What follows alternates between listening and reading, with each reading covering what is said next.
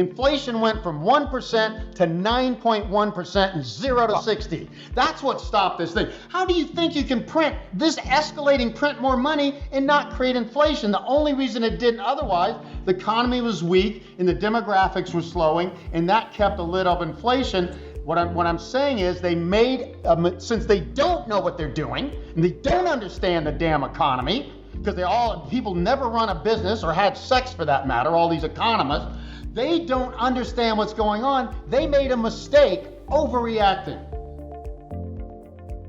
They got sudden inflation because they created the biggest bubble in financial assets in history.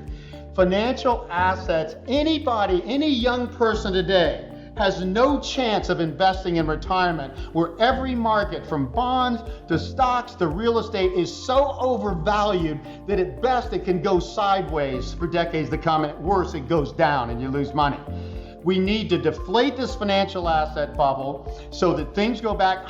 What's the biggest problem in our economy? Young people can't afford to buy a house. You know what a house was, an everyday house was 20 years ago? $120,000. You know what it is now? $420,000. What does that do to your standard of living if you just got married and had 2 kids?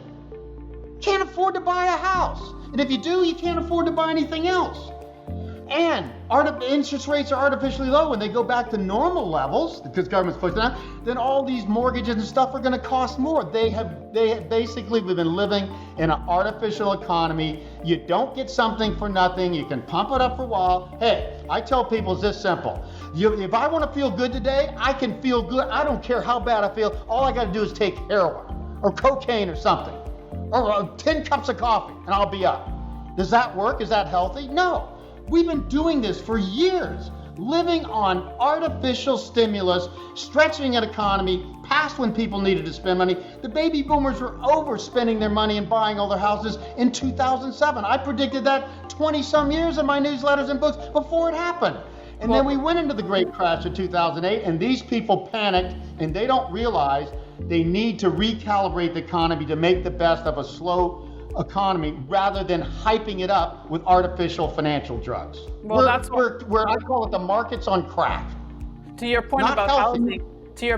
housing, someone argued that that's why a house right now is the greatest commodity you can have. Would you agree with that? No, it's the worst commodity because they're going to go, mark my words on this and shoot me if I'm wrong. Next few years, housing in the United States is going to go down 50%. You know what? People said that couldn't happen. It already went down 34%, and I predicted that, okay?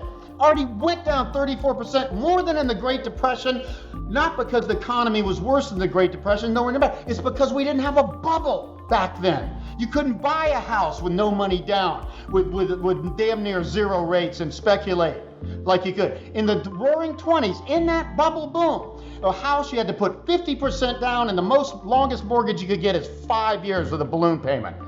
That's what's different now. So housing had a big crash, but of course they pushed us out of it. The next crash, mark my words, 50%. Most people who got a mortgage in the last decade are going to be underwater.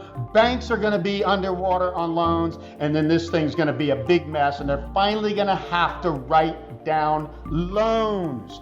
So what I tell people, here's the classic thing I get when somebody hears my presentation. Oh, Harry, I got 2 houses. One of them's all paid for, and the other one I just got a 90% mortgage. I'm going to sell the one with the mortgage. And I'm like, no. Sell the one that you got all the equity and take all your money out because it's yours. Keep the one with the mortgage because at some point, banks are going to have to write down these mortgages because they gave people mortgage they couldn't sustain. At some point, you got to write down the debt instead of just having more stimulus and keeping the crazy game going.